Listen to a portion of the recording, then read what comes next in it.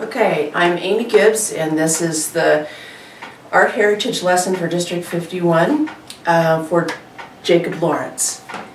First of all, in your box, you are going to be getting storyboard templates, because Jacob Lawrence was, for the most part, a narrative artist, and so he told stories with his art.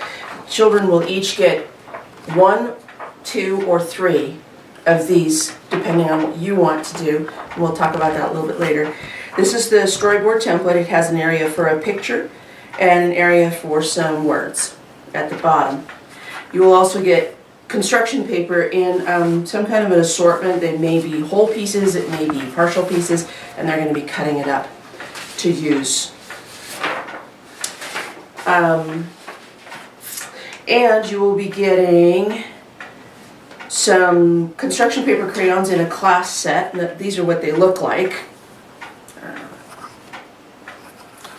Construction paper crayons are just crayons that have an opaque nature to them, so that when you draw on construction paper, the color comes out very vivid.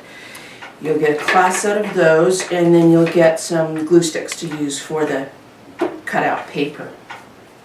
Okay, first what you're going to want to do is to have your students come up with a narrative or a story. It doesn't have to be a long story. Basically, it needs to be something just very, very simple. Some of your subjects might be the home and family, your neighborhood, your school, your background, your heritage, or a community event like the Fruit of Fall Festival or the Parade of Lights or something of the sort that they've been involved in. The next thing they'll need to do is to write 1 line or 2 per page. Now, your younger kids, kindergarten through, say, 2nd grade, you may only want to have them do 1 of these. They'll come up with 1 statement about that subject, and then they'll illustrate it. For the older kids, you can go up to 3 pages. And when Jacob Lawrence did his narrative art, he didn't necessarily tell his story all in order. So it can be 2 or 3 different statements about the same event. So first you're going to have the students cut pieces of paper in shapes that might work for their artwork. What I decided my subject would be is my house. So my first statement is, I love my house. It's very simple. This is a very basic idea of what my house looks like. There I am in a red dress in front of it. There's my driveway, my car, my lawn, and my little front walk, and a tree. So I used both cut paper and the construction paper crayons to create my picture that illustrates my statement. Then the next thing I had to say about it was, my house is on a street with lots of trees.